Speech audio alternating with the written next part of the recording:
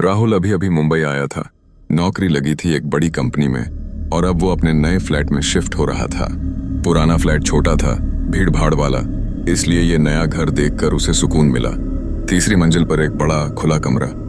दीवारें थोड़ी पुरानी थीं, लेकिन किराया कम था और जगह शांत थी। पहली रात उसने खुद से कहा, अब जिंदगी बदलने वाली है, लेकिन उसी रात कुछ बदल गया।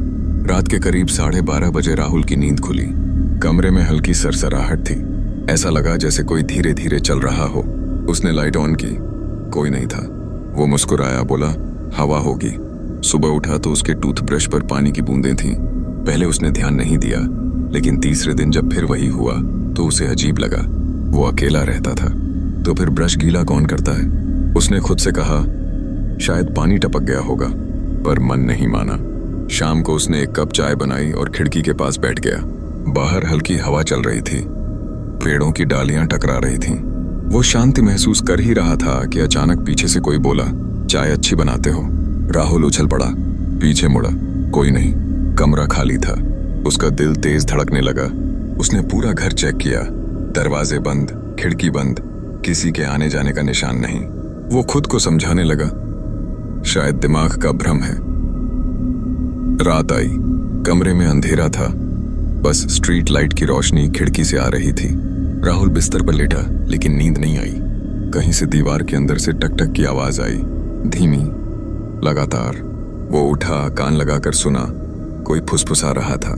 आवाज इतनी धीमी कि शब्द समझ नहीं आ रहे थे, लेकिन उसमें एक बात साफ थी, वो किसी इंसान की नहीं थी। राहुल डर गया। वो चुपचाप बिस्तर पर लेट गया और कंबल सिर पर खींच लिया।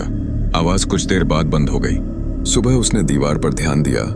वहां हल्की सी दरार थी, जैसे अंदर से किसी ने दीवार को खरोंचा हो। उसने सोचा शायद पुरानी बिल्डिंग है, ऐसा होता होगा। लेकिन जब उसने फर्श की तरफ देखा तो वहां कुछ निशान थे, गीले पैरों के निशान जो दीवार की तरफ जा रहे थे। उसका खून ठंडा पड़ गया। उस रात उसने फ्लैट छोड़ने का सोचा, लेकिन दफ्तर में उसका प्रमोशन होने वाला था और पैसे की कमी थी। इसलिए उसने ठान लिया कि चाहे जो भी हो, अब डरना नहीं है। पर रात जब आई तो दीवार फिर से फुसफुसाने लगी, इस बार साफ आवाज में, तू ही तो मेरा नया रूममेट है। राहुल जम गया। उसकी सांस रुक गई। दीवार हिल रही थी। उसने देखा, दरार धीरे धीरे चौड़ी हो रही थी, जैसे अंदर से कोई चीज बाहर आने की कोशिश कर रही हो। अचानक सब शांत हो गया। राहुल हिम्मत जुटाकर दीवार के पास गया, कान लगाया, कोई नहीं। लेकिन जैसे ही वो पीछे मुड़ा, एक ठंडी सांस उसके कान के पास महसूस हुई। किसी ने बहुत धीरे से कहा, शुक्रिया। अकेले रहना अच्छा नहीं लगता था। राहुल के हाथ से मोबाइल गिर गया। लाइट बंद हो गई। कमरे में अंधेरा छा गया और उसके बाद किसी ने दीवार के अंदर से 3 बार थपथपाया, थक थक थक। सुबह का वक्त था। राहुल की आंखें सूजी हुई थीं। रात की आधी नींद डर में कट गई थी। कॉफी बनाते वक्त भी उसे लग रहा था जैसे कोई उसे देख रहा हो। उसने बार बार खिड़की के शीशे में झांका, पर कुछ नहीं दिखा। दफ्तर पहुंचा तो सहकर्मी निखिल ने पूछा, क्या हुआ राहुल, चेहरा इतना पीला क्यों है? राहुल बस हंसकर बोला, नींद नहीं हुई यार। पर उसके दिमाग में वही आवाज गूंज रही थी, तू ही तो मेरा नया रूममेट है। शाम को लौटते वक्त वो अपने ही फ्लैट की ओर जाने से डर रहा था। सूरज ढल चुका था, गलियारे में अंधेरा था। बिल्डिंग पुरानी थी, दीवारों से पपड़ी झड़ती, बल्ब टिमटिमाता और सीलन की गंध। जैसे ही उसने अपने कमरे का दरवाजा खोला, एक ठंडी हवा उसके चेहरे से टकराई। कमरा बंद था, फिर भी हवा अंदर कैसे? राहुल ने सोचा, शायद ऊपर की खिड़की खुली रह गई होगी। लेकिन जब उसने देखा तो खिड़की बंद थी। फर्श पर वही गीले पैरों के निशान थे, इस बार दीवार से निकलकर बिस्तर तक जा रहे थे। उसका दिल जैसे रुक गया। उसने फोन उठाया और बिल्डिंग के चौकीदार को बुलाया। एक बूढ़ा आदमी आया, झुकी हुई कमर, थकी आंखें। राहुल ने पूछा, भाई साहब, इस फ्लैट में पहले कौन रहता था? बूढ़ा आदमी कुछ पल चुप रहा, फिर बोला, बेटा, ये कमरा कई साल खाली पड़ा था, कोई टिकता ही नहीं। हर बार किराएदार कुछ दिनों में भाग जाता है। राहुल ने घबराकर पूछा, क्यों? बूढ़ा बोला, क्योंकि यहाँ कोई और भी रहता है। राहुल ने ठंडी सांस ली। वो हंसने की कोशिश करता हुआ बोला, मतलब? बूढ़े ने सिर झुकाया। 3 साल पहले यहाँ एक लड़का रहता था, नाम था आदित्य। शांत स्वभाव का, अकेला रहता था। लोग कहते थे उसे रात में किसी से बात करते सुना जाता था, दीवार से। एक दिन उसकी लाश यहीं मिली थी, उसी दीवार के पास। राहुल की रूह कांप गई। उसने कांपते हुए पूछा, कैसे मरा था वो? बूढ़े की आवाज धीमी हो गई। उसने खुदकुशी की थी। दीवार पर लिखा था, अब मैं अकेला नहीं रहूंगा। राहुल ने बिना कुछ कहे दरवाजा बंद कर लिया। दिल की धड़कनें इतनी तेज थीं कि जैसे बाहर निकल जाएंगी। वो बिस्तर पर बैठ गया और दीवार को घूरने लगा। वही दीवार जहां कल रात से आवाजें आ रही थीं। रात होते होते उसका डर गुस्से में बदल गया। वो बोला, अगर कोई है तो निकल आ सामने। काफी देर तक कुछ नहीं हुआ। फिर अचानक दीवार के अंदर से हल्की सी खरोंचने की आवाज आई। फिर किसी के कदमों की, ठक ठक ठक। और फिर एक और आवाज, बहुत धीमी, बहुत पास। क्यों बुलाया मुझे? राहुल पीछे हट गया। कमरे का तापमान अचानक गिर गया। उसकी सांसें ठंडी हवा में धुंध बनने लगी। दीवार की दरार बढ़ने लगी और उसमें से कुछ निकलने की कोशिश करने लगा। वो आकृति थी, धुंधली, काली, अधूरी।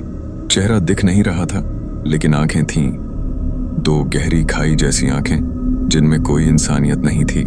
राहुल बुरी तरह कांप रहा था। वो भागना चाहता था, लेकिन पैर जमे हुए थे। आवाज आई, तू मेरा नया रूममेट है ना? अब भाग कहाँ जाएगा? राहुल ने पूरी ताकत लगाई और कमरे से बाहर भागा।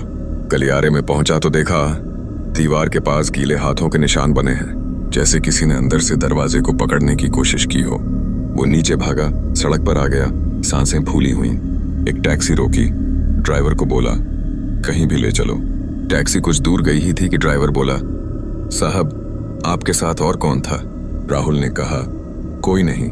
ड्राइवर ने शीशे में देखा, फिर कांपते हुए बोला, पीछे बैठा आदमी कौन है? राहुल ने पलट कर देखा। पीछे की सीट पर कोई नहीं था, लेकिन शीशे में साफ दिखा, किसी की धुंधली परछाई मुस्कुराती हुई, दीवार जितनी ठंडी आंखों के साथ। राहुल ने चिल्लाकर कहा, रोक गाड़ी। गाड़ी रुकी तो वो बाहर कूद गया। पीछे पलट कर देखा, टैक्सी खाली थी, पर शीशे पर कुछ लिखा था, तू अब मेरा है, रूममेट। राहुल कांपता हुआ अपने फ्लैट की तरफ भागा, लेकिन दरवाजे पर पहुंचते ही उसे एहसास हुआ अंदर कोई पहले से मौजूद है। कुंडी अपने आप खुल गई और दीवार के अंदर से फिर वही आवाज आई, कह तो दिया था अकेले नहीं रहने दूंगा। रात के ठीक 12:58 हुए थे। राहुल बिस्तर पर लेटा था, लेकिन नींद उससे कोसों दूर थी। कमरे की बत्ती जल रही थी, पर दीवार के उस हिस्से पर अंधेरा जमा था, जैसे रोशनी वहां पहुंचने से डरती हो। राहुल ने मन ही मन तय किया कि अब वो इस रहस्य को सुलझा कर रहेगा। सुबह सबसे पहले वो उस दीवार की मरम्मत करवाने वाला था। शायद अंदर कोई पाइप, कोई पुरानी सुराख या धंसा हुआ हिस्सा होगा जिससे आवाजें आती हों। वो खुद को समझा रहा था, यह सब दिमाग का भ्रम है। लेकिन तभी मोबाइल की स्क्रीन जली। एक अनजान नंबर से मैसेज आया, दीवार को मत छेड़ना, वरना जो अंदर है वो बाहर आ जाएगा। राहुल का दिल जोरों से धड़कने लगा। उसने नंबर पर कॉल किया, पर नेटवर्क फेल दिखा। पसीना उसके माथे पर जम गया। अगली सुबह राहुल ने किसी को बुलाने की बजाय खुद दीवार के पास जाना तय किया। हाथ में हथौड़ा लिया और धीरे से दीवार पर चोट मारी। पहली बार बस धूल निकली, दूसरी बार एक हल्की सी दरार बनी, तीसरी बार अंदर से किसी के चीखने की आवाज आई। राहुल के हाथ रुक गए। आवाज बहुत साफ थी, जैसे किसी ने मदद के लिए पुकारा हो। वो पीछे हटा, फिर डरते हुए दीवार के पास झुका। दरार के अंदर से किसी की आंख उसे देख रही थी, सफेद, बुझी हुई, लेकिन जिंदा। राहुल की रीढ़ में ठंडक उतर गई। वो चीखा, पर आवाज उसके गले में ही रुक गई। धीरे धीरे दीवार से किसी का हाथ बाहर आने लगा, सूखा, फटा हुआ और नाखून टूटे हुए। हाथ ने दीवार को ऐसे पकड़ा जैसे कोई जिंदा लाश अंदर से बाहर खींची जा रही हो। राहुल ने पीछे हटते हुए दरवाजा खोला और बाहर भाग गया। गलियारे में दौड़ते हुए वो चौकीदार के कमरे में पहुंचा, पर वहां कोई नहीं था। सिर्फ एक पुरानी डायरी पड़ी थी, उस पर लिखा था आदित्य। उसने डायरी उठाई और अपने कमरे में लौट आया। कांपते हुए उसने पहला पन्ना खोला। लिखा था, मैं अब अकेला नहीं रह सकता। इस घर में जो है वो मुझसे बात करता है। पहले डर लगता था, अब मजा आता है। वो कहता है, बस एक बार दीवार तोड़ दूं, फिर मैं भी आजाद हो जाऊंगा। अगले पन्ने में स्याही फैली हुई थी, पर कुछ शब्द साफ थे। मैंने दीवार खोली, अब वो बाहर है, वो मुझे छोड़कर कहीं नहीं जाएगा। और आखिरी पन्ने पर खून से लिखा था, अगर कोई यहाँ रहेगा तो वो भी मेरा हिस्सा बन जाएगा। राहुल ने डायरी गिरा दी। उसे लगा जैसे कमरे में कोई और सांस ले रहा हो। पीछे मुड़कर देखा, दीवार पूरी तरह फट चुकी थी। अंदर एक काली आकृति हिल रही थी जो धीरे धीरे आकार ले रही थी। चेहरा दिखते ही राहुल की चीख निकल गई। वो आदित्य था, पर अब वो इंसान नहीं था। उसकी त्वचा फट चुकी थी, आंखें अंदर धंसी थीं और मुंह से गाढ़ा काला धुआं निकल रहा था। उसने कहा, अब मैं अकेला नहीं रहूंगा राहुल, तू ही तो मेरा नया रूममेट है। राहुल भागने की कोशिश करता रहा, लेकिन दरवाजा अपने आप बंद हो गया। कमरा अंधेरे में डूब गया। ट्यूबलाइट फटी फटी जलने लगी और फिर वही हुआ जो सालों पहले आदित्य के साथ हुआ था। एक जोर की चीख और फिर सन्नाटा। अगली सुबह चौकीदार ने दरवाजा खोला। कमरे में राहुल की लाश थी, दीवार के पास गिरी हुई। उसके चेहरे पर डर जमी हुई थी, जैसे मरने से पहले उसने कुछ बहुत भयानक देखा हो। दीवार फिर से बंद थी, जैसे कभी टूटी ही ना हो, लेकिन उस पर अब एक नया नाम लिखा था, राहुल, और नीचे खून से एक लाइन, रूममेट अब 2 हो गए हैं। राहुल की मौत के बाद उस फ्लैट को बंद कर दिया गया। 2 दिन तक किसी ने वहां कदम नहीं रखा। तीसरे दिन मकान मालिक मिस्टर बख्शी और उनका नौकर हरी कमरे की जांच करने आए। बख्शी के चेहरे पर चिंता थी, क्योंकि पुलिस ने कमरे को असामान्य मृत्यु बताकर फाइल बंद कर दी थी, लेकिन उन्हें पैसे का लालच था। वो घर फिर से किराए पर देना चाहते थे। दरवाजा खोलते ही एक बदबू का झोंका बाहर आया, जैसे सड़ी हुई मिट्टी और लोहे का मेल हो। हरी ने मुंह पर रूमाल रखा, पर अंदर जाते ही कांप उठा। कमरे में सन्नाटा था, बस दीवार पर नमी के निशान थे और बीच में राहुल की सूखी खून की लकीरें। बख्शी ने कहा, ज्यादा कुछ नहीं है यहाँ, बस सफाई करा दो, कल नया किराएदार आ रहा है। हरी ने घबरा कर कहा, साहब इस कमरे में कुछ है। पिछली रात भी मैंने आवाज सुनी थी, कोई दीवार के अंदर हंस रहा था। बख्शी ने झल्लाकर कहा, तू पागल है हरी, चल काम कर, बेवजह डर मत फैला। हरी चुपचाप झाड़ू लगाने लगा। दीवार के पास पहुंचा तो देखा वहां से कुछ सीलन टपक रही थी। उसने झुककर देखा, वो सीलन नहीं थी, लाल रंग का गाढ़ा द्रव था, जैसे खून। हरी का दिल दहल गया। उसने झट से हाथ पीछे किया, लेकिन तभी दीवार हिली, जैसे अंदर से किसी ने धक्का मारा हो। वो पीछे गिरा। दीवार से हल्की सरसराहट आई, फिर किसी के धीरे धीरे फुसफुसाने की आवाज, हरी दरवाजा बंद कर दे। हरी ने कांपते हुए पीछे पलटा। बख्शी वहां नहीं था। उसने डरते हुए बाहर भागने की कोशिश की, लेकिन दरवाजा अपने आप बंद हो गया। कमरे की बत्ती टिमटिमाई और बंद हो गई। अब बस अंधेरा था, और उस अंधेरे में कोई चल रहा था। फर्श पर, दीवारों के पीछे, हवा में। हरी ने धीरे से पूछा, कौन है? जवाब आया, तीसरा रूममेट। हरी चीखता हुआ दरवाजे की ओर दौड़ा, लेकिन उसी पल दीवार से एक हाथ निकला, वही सड़ा फटा हुआ हाथ जो राहुल ने देखा था। हाथ ने उसका गला पकड़ा और दीवार के अंदर खींच लिया। हरी की चीख पूरे फ्लैट में गूंजती रही, जब तक कि सब कुछ शांत नहीं हो गया। सुबह बख्शी लौटा, कमरा खाली था, हरी गायब था। दीवार पर अब एक और नाम लिखा था, हरी। बख्शी ने डर कर वह घर फिर से बंद करवा दिया, पर अब बहुत देर हो चुकी थी। रात होते ही आसपास के मकानों में अजीब घटनाएं होने लगीं। कभी किसी को हंसी सुनाई देती, कभी किसी को अपने कमरे की दीवार पर किसी के चलने की आहट। एक औरत ने तो कहा कि उसने अपने बाथरूम के शीशे में किसी को खड़ा देखा। वही चेहरा, वही फटी त्वचा, वही मुस्कुराहट। धीरे धीरे पूरी बिल्डिंग में डर फैल गया। लोग घर छोड़ने लगे। कहते हैं जो उस फ्लैट के पास रुकता, उसे कोई अदृश्य चीज छूती और अगले दिन उसकी हालत बिगड़ जाती। कुछ लोग बुखार में बड़बड़ाते, दीवार के अंदर कोई है, वो बाहर आना चाहता है। एक रात बख्शी अपने घर में अकेला था। उसने शराब का गिलास उठाया और खुद से बुदबुदाया, कोई आत्मा वात्मा नहीं होती, सब झूठ है। जैसे ही उसने गिलास होंठों से लगाया, खिड़की अपने आप खुल गई। हवा का झोंका आया और कमरे की लाइट झपकी। शीशे में किसी का चेहरा उभरा, वही चेहरा, आधा सड़ा आधा मुस्कुराता। उसने कहा, धन्यवाद चौथा रूममेट बनने के लिए। बख्शी ने कांपते हुए पीछे पलटकर देखा। कमरा खाली था, लेकिन अब हवा में किसी की सांसों की आवाज थी। धीरे धीरे दीवार पर एक दरार उभरी और अंदर से वही फटी उंगलियां बाहर आईं। इस बार वो हाथ नहीं, पूरा शरीर निकल आया। वो आदित्य था, अब पूरी तरह आत्मा बन चुका। उसका चेहरा आधा इंसानी आधा राख जैसा था। उसने बख्शी की ओर देखा और कहा, अब दीवार छोटी पड़ रही है, मुझे पूरा घर चाहिए। बख्शी ने भागने की कोशिश की, लेकिन दरवाजा अपने आप बंद हो गया। उसकी चीख गूंजी, फिर सन्नाटा। सुबह जब पुलिस पहुंची तो दीवार पर अब 3 नाम थे, आदित्य, राहुल, हरि और बख्शी। लेकिन इस बार नीचे कुछ और भी लिखा था। अब पूरी बिल्डिंग मेरी है। राहुल, हरि और बख्शी की मौत के बाद वह पूरी बिल्डिंग खाली करवा दी गई। सरकारी सील लग गई थी, लाल रंग की, जिस पर लिखा था यह संपत्ति असुरक्षित है। लेकिन कुछ चीजें कागज से नहीं रुकती, और आदित्य अब दीवारों तक सीमित नहीं था। उसकी आत्मा हवा में घुल चुकी थी।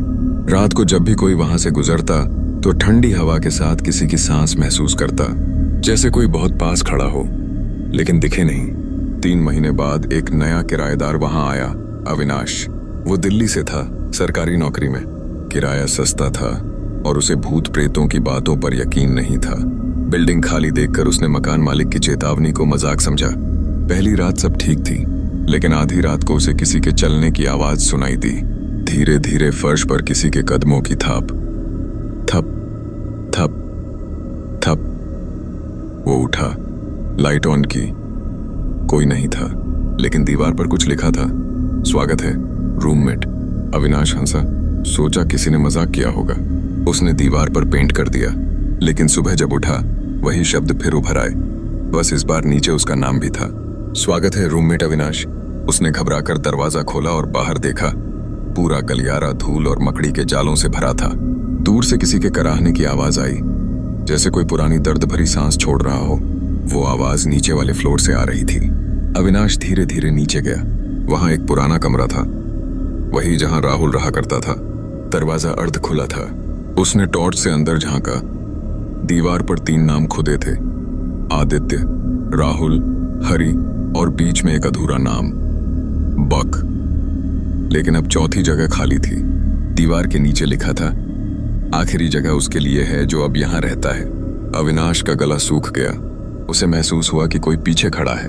वो पलटा, कोई नहीं, पर उसके कंधे पर किसी ने हाथ रखा। वो चीखा और पीछे हट गया। कमरे में ठंड अचानक बढ़ गई। हवा में किसी के हंसने की आवाज गूंजी, वही डरावनी, गहरी, खोखली हंसी। दीवार हिलने लगी। इस बार दीवार नहीं टूटी, फर्श से धुआं उठने लगा। उस धुएं से वही चेहरा बना, आधा सड़ा, आधा मुस्कुराता। आदित्य, उसने कहा, अब दीवार नहीं चाहिए मुझे, अब मैं शरीर चाहता हूं। अविनाश भागने लगा। सीढ़ियों पर उसका पैर फिसला, वो गिर गया। आंख खुली तो देखा पूरी बिल्डिंग अंधेरे में डूबी थी।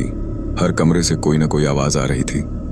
कहीं कोई रो रहा था, कहीं कोई गुनगुना रहा था, कहीं कोई दीवार खा रहा था। वो भागकर दरवाजे तक पहुंचा, लेकिन दरवाजा खुला ही नहीं, जैसे किसी ने बाहर से नहीं अंदर से बंद किया हो। उसने खिड़की तोड़ने की कोशिश की, शीशे में अपना चेहरा देखा, लेकिन शीशे में जो चेहरा था वो उसका नहीं था, वो आदित्य का था। और उसने मुस्कुराकर कहा, तू अब मुझ में है और मैं तुझ में। अविनाश ने डर से पीछे हटते हुए जोर से चिल्लाया, निकल जा मेरे अंदर से। लेकिन अब बहुत देर हो चुकी थी। उसकी आंखें सफेद हो गईं, शरीर अकड़ गया। वो धीरे धीरे हंसने लगा, वही हंसी जो दीवार के अंदर से आती थी। सुबह जब पुलिस पहुंची, उन्होंने देखा कमरे में सिर्फ एक इंसान था जो दीवार पर कुछ लिख रहा था, अब यहां कोई नहीं मरेगा, क्योंकि अब सब मुझ में है। वो अविनाश था, लेकिन अब वो इंसान नहीं, आदित्य की आत्मा का नया शरीर बन चुका था। दीवार पर 5वां नाम पूरा हो चुका था, आदित्य, राहुल, हरि, बख्शी, अविनाश। और उसके नीचे लिखा था, रूम फुल हो चुका है, लेकिन कहते हैं जो उस बिल्डिंग के पास से भी गुजरता है उसे किसी की सांस महसूस होती है, जैसे कोई उसके कान में फुसफुसा रहा हो, तू मेरा अगला रूममेट है। इस तरह अनोखा रूममेट की कहानी पूरी होती है, जहां एक दीवार से शुरू हुआ डर पूरे मकान फिर इंसानों तक पहुंच गया।